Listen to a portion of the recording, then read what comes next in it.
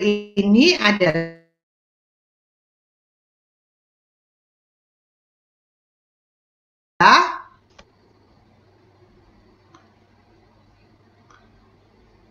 lanjut.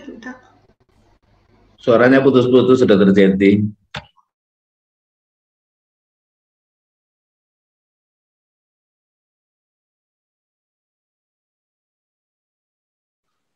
Nggak dengar dok suaranya. Bilang.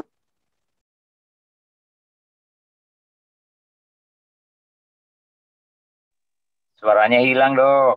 Mohon maaf teman Jawa semuanya. Dokter Jenti suaranya hilang. Putus-putus nggak? Masih putus-putus nggak? Oke, insya Allah enggak. Monggo dilanjut, Dokter Jenti.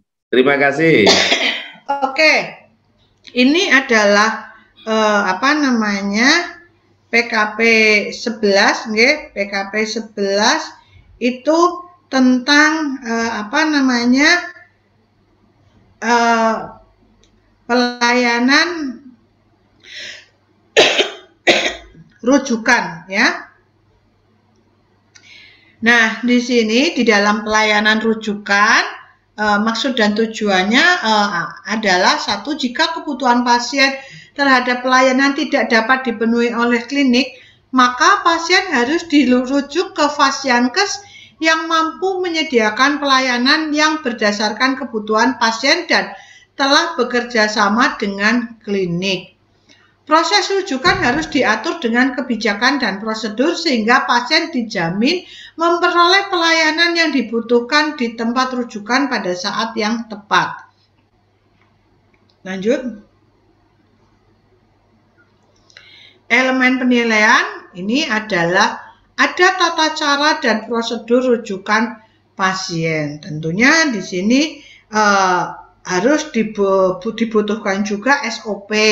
Ada regulasinya dari klinik bagaimana tentang cara kita merujuk pasien, baik itu pasien rawat inap ataupun pasien rawat jalan. Oke, jadi apa namanya di sini juga kalau klinik, kalau SOP rujukan ini, nah tentunya nanti akan berbeda. Ada rujukan yang biasa, ada rujukan rawat inap, rawat jalan, ada juga rujukan pasien emergensi. Tentunya apa namanya SOP rujukan pasien emergensi akan berbeda dengan rujukan pasien biasa, karena kalau kita merujuk pasien emergensi, yang pertama kita lakukan adalah pasti menstabilkan pasien terlebih dahulu sebelum kita melaksanakan yang lain, ya. Yang kedua, klinik yang merujuk pasien memastikan bahwa Fasiankes yang dituju dapat memenuhi kebutuhan pasien, ya. Tetapi mungkin untuk klinik-klinik yang bekerja sama dengan BPJS ini juga kadang sekarang kita rada-rada susah nih kalau kita merujuk ke rumah sakit dengan, padahal mungkin yang ada di situ, tetapi memang prosedurnya kadangan kita itu rumit karena kendala dengan TACC, ya. Yang ketiga, pasien atau keluarga memperoleh informasi rujukan dan memberi persetujuan untuk dilakukan rujukan berdasarkan kebutuhan pasien, ya. Jadi tentunya kalau pasien itu menolak rujukan berarti harus ada tanda tangan penolakan persetujuan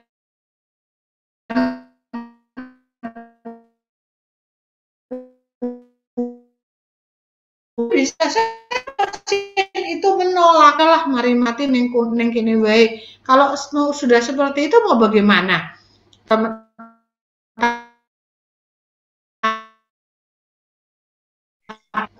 Melakukan apa namanya inform consent bahwa pasien tidak setuju dirujuk, bahwa di sini fasilitasnya hanya seperti ini, ada apa juga mestinya tidak bisa menuntut yang lebih, ya. Kemudian apa namanya, Nah, ini pasien atau keluarga pasien memperoleh informasi rujukan dan memberi persetujuan dia.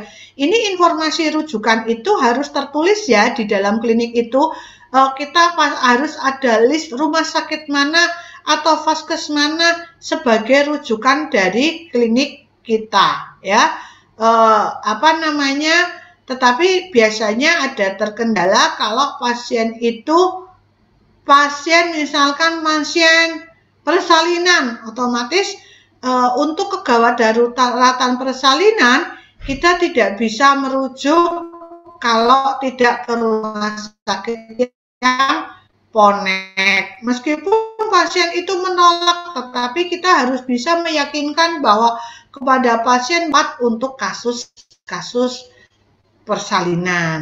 Nah, jadi kita memberikan informasinya juga sedetail mungkin ya. Yang keempat, ada sarana transportasi rujukan yang memenuhi syarat.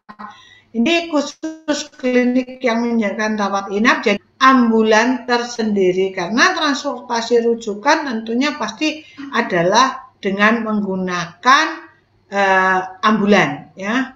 Kecuali mungkin ada yang modus pasiennya datang belum masuk klinik langsung kelihatannya pasiennya jelek, udah langsung aja suruh ke rumah sakit mumpung masih menggunakan mobil sendiri ya.